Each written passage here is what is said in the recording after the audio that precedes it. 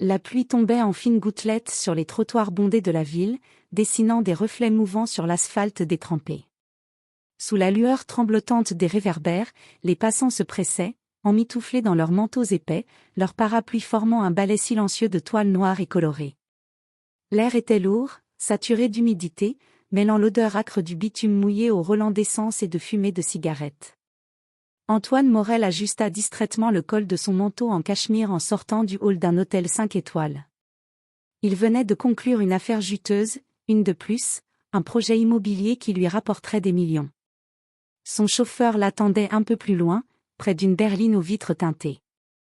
Son monde était fait de confort et de certitude, un univers où la pluie n'était qu'un désagrément temporaire que l'on pouvait fuir d'un simple claquement de portière.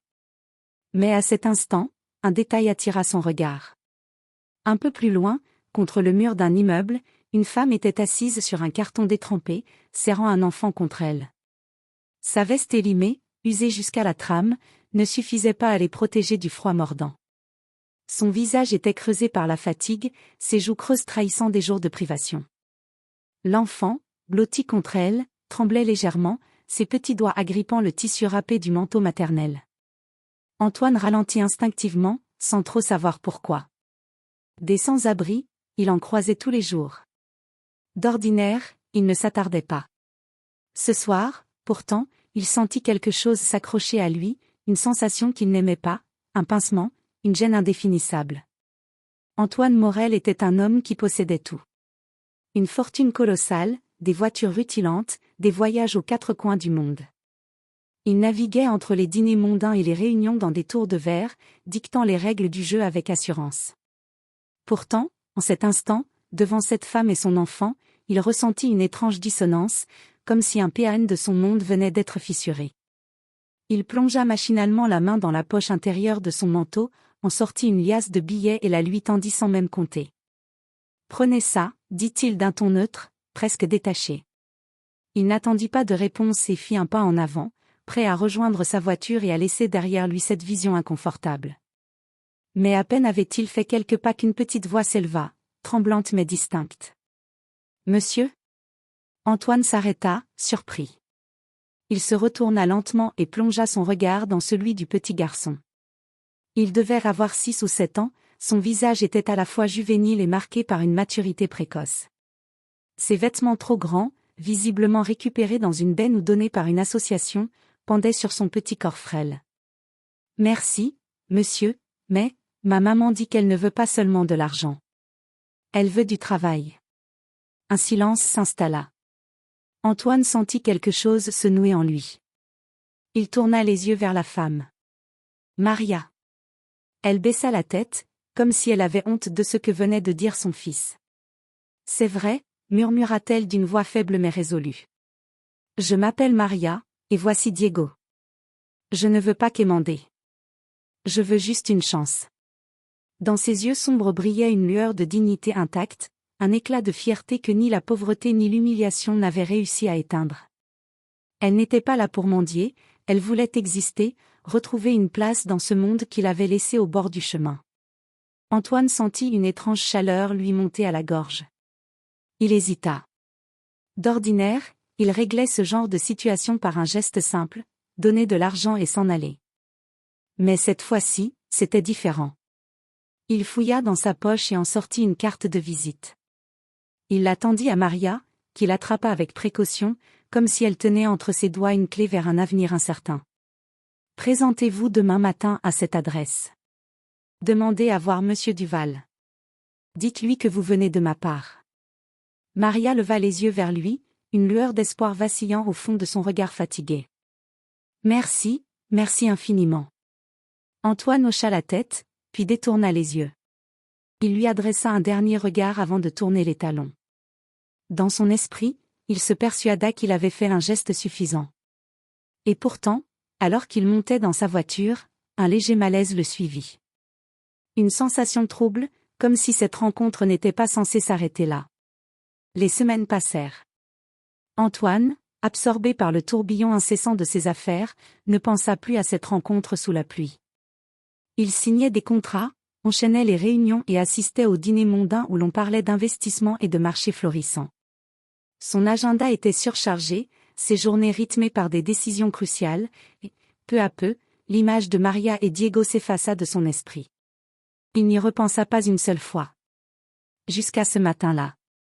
Antoine se rendait sur un chantier, un des nombreux projets immobiliers qu'il supervisait à distance mais qu'il visitait rarement en personne.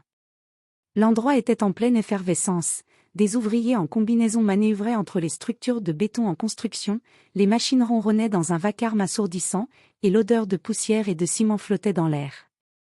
Il avançait d'un pas assuré, discutant brièvement avec un contremaître, quand son regard fut attiré par une silhouette familière. Une femme, un casque vissé sur la tête, balayait le sol poussiéreux à grands gestes. Sa tenue de travail était visiblement usée, ses chaussures couvertes de boue séchée. Mais ce ne fut pas cela qui le fit s'arrêter net. C'était son visage. Un éclat de reconnaissance traversa son esprit. Maria.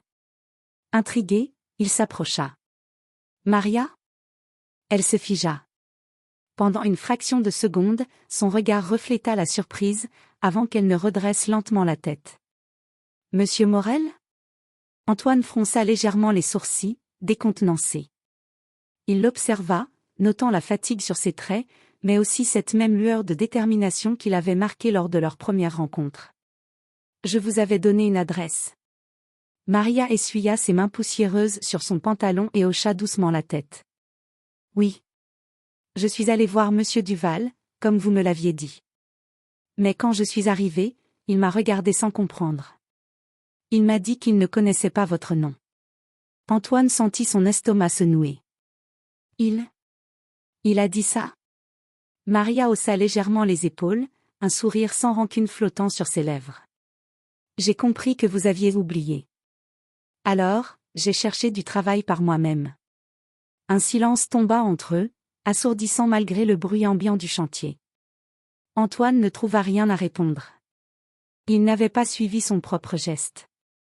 Il s'était senti charitable, avait cru offrir une opportunité, mais il n'avait jamais pris la peine de s'assurer que sa promesse aboutirait. Il se sentit idiot. « Et vous avez trouvé ici ?» demanda-t-il enfin. Maria hocha la tête. « Oui. Ce n'est pas facile, mais c'est un début. » Son ton n'était ni amer ni plaintif. Juste factuel. Elle ne lui en voulait pas. Elle ne lui devait rien. C'était cette simplicité qui le troubla le plus. Antoine l'observa plus attentivement. Elle travaillait dur, sans attendre que quelqu'un lui tende la main. Elle ne demandait pas la pitié, juste une chance. Et son fils? Où est Diego? Un léger sourire illumina le visage fatigué de Maria. À l'école. Une association m'a aidé à l'inscrire. Antoine hocha lentement la tête, absorbant l'information. Il était habitué à donner, à distribuer des chèques, à financer des œuvres caritatives pour alléger sa conscience. Mais il n'avait jamais vraiment regardé, jamais pris le temps de comprendre ce que cela signifiait, de lutter chaque jour pour survivre. Il inspira profondément, puis, d'un ton plus ferme, il déclara. « Venez me voir demain à mon bureau. Cette fois, je ne vous oublierai pas. » Maria le fixa un instant, comme pour s'assurer qu'il était sincère. Puis, avec la même simplicité qu'elle avait montrée depuis le début, elle hocha la tête. « D'accord. » Antoine tourna les talons, mais cette fois, une étrange sensation l'accompagnait. Il savait qu'il ne pouvait pas tout changer d'un coup. Mais il pouvait au moins commencer. Le lendemain matin, Maria se tenait devant l'imposant immeuble de verre et d'acier qui abritait les bureaux d'Antoine Morel. Elle leva les yeux vers les lettres dorées scintillant sous la lumière matinale. L'endroit respirait la puissance et la réussite, un monde si éloigné du sien qu'elle hésita un instant avant d'entrer. Elle serra les bretelles de son sac usé, inspira profondément et poussa timidement la porte tournante. Dès qu'elle pénétra dans le hall, elle se sentit minuscule. Le marbre poli du sol reflétait les immenses lustres suspendus au plafond, et des employés en costume impeccable se déplaçaient avec assurance, des dossiers sous le bras, des téléphones collés à l'oreille. Maria sentit son cœur s'accélérer. Était-elle vraiment à sa place ici? Une réceptionniste au sourire professionnel l'accueillit. « Bonjour, puis-je vous aider ?» Maria déglutit et serra la carte de visite qu'elle avait précieusement gardée. « J'ai rendez-vous avec Monsieur Morel. La jeune femme hocha la tête et passa un appel rapide avant d'indiquer l'ascenseur. 5e étage. Son assistante vous attendra à la sortie. Maria la remercia d'un murmure et se dirigea vers l'ascenseur. Les portes se refermèrent dans un léger chuintement, et elle se retrouva seule avec son reflet dans les parois métalliques. Elle ajusta nerveusement son pull élimé, lissa ses cheveux du bout des doigts. Lorsque les portes s'ouvrirent, une femme élégante l'attendait. « Madame Maria ? Suivez-moi, s'il vous plaît. » Maria hocha la tête et la suivit à travers un couloir feutré. Enfin, elles arrivèrent devant une grande porte vitrée. L'assistante frappa légèrement avant d'annoncer. « Monsieur Morel, Madame Maria est là. Faites-la entrer. » Maria franchit timidement le seuil. Antoine était debout près de la fenêtre, contemplant la ville qui s'étendait sous ses pieds. Lorsqu'il se retourna et croisa son regard, il lui adressa un sourire sincère. « Maria. Merci d'être venue. » Elle hocha la tête, mal à l'aise, et resta debout près de la porte, incertaine de ce qu'il attendait d'elle. « Asseyez-vous » l'invita-t-il en lui désignant un fauteuil. Elle s'exécuta, les mains crispées sur ses genoux. « J'ai réfléchi » reprit Antoine. « Je vous ai laissé tomber une première fois. Je veux me rattraper. » Maria ne répondit rien. Elle le regarda simplement, attendant la suite. « Je vous propose un poste stable dans l'une de mes entreprises. Pas un poste de charité, mais un vrai travail, à la hauteur de vos compétences. » Maria écarquilla les yeux, incapable d'y croire. « Un vrai travail ? » ?»« Oui. Et pas seulement ça. J'ai également trouvé un appartement pour vous les Diego.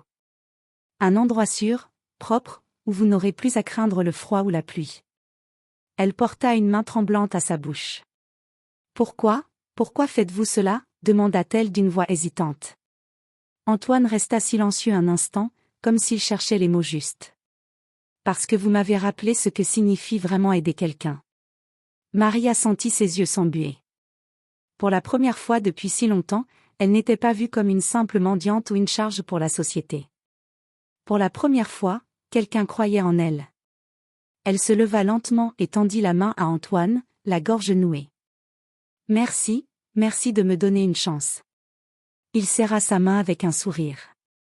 Et ainsi, un simple geste de charité se transforma en un tournant décisif pour 3 vies, celle d'un millionnaire qui redécouvrit l'humanité, celle d'une mère qui retrouva sa dignité, et celle d'un enfant qui eut enfin une chance de construire un avenir.